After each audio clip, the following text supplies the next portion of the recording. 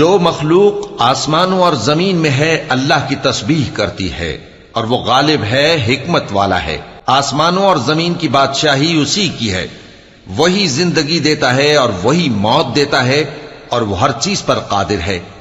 وہی اول اور وہی آخر، اور اپنی قدرتوں سے سب پر ظاہر اور پھر بھی پوشیدہ ہے، اور وہ ہر چیز کا خوب جاننے والا ہے۔ وہی ہے جس نے آسمانوں اور زمین کو 6 دن میں پیدا کیا، پھر عرش پر جلوہ افروز ہوا۔ جو چیز زمین میں داخل ہوتی اور جو اس سے نکلتی ہے، اور جو آسمان سے اترتی اور جو اس میں چڑھتی ہے، سب اس کو معلوم ہے۔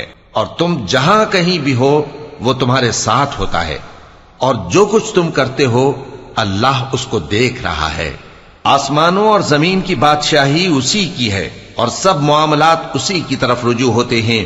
وہی رات کو دن میں داخل کرتا اور دن کو رات میں داخل کرتا ہے، اور وہ دلوں کے بھیدوں تک سے واقف ہے۔ لوگو، اللہ پر اور اس کے رسول صلی اللہ علیہ وآلہ وسلم پر ایمان لاؤ، اور جس مال میں اس نے تم کو اپنا نائب بنایا ہے اس میں سے خرچ کرو۔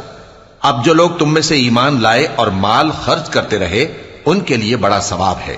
اور تم کیسے لوگ ہو کہ اللہ پر ایمان نہیں لاتے، حالانکہ اس کے پیغمبر صلی اللہ علیہ وآلہ وسلم تمہیں بلا رہے ہیں کہ اپنے پروردگار پر ایمان لاؤ، اور اگر تم کو یقین ہو تو وہ تم سے اس کا عہد بھی لے چکا ہے۔ وہی تو ہے جو اپنے بندے پر واضح آیتیں نازل فرماتا ہے تاکہ تم کو اندھیروں سے نکال کر روشنی میں لائے۔ بے شک اللہ تم پر نہایت شفقت کرنے والا ہے، مہربان ہے۔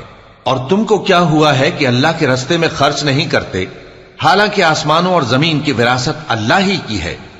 جس شخص نے تم میں سے فتح مکہ سے پہلے خرچ کیا اور جنگ کی، وہ اور جس نے یہ کام بعد میں کیے وہ برابر نہیں۔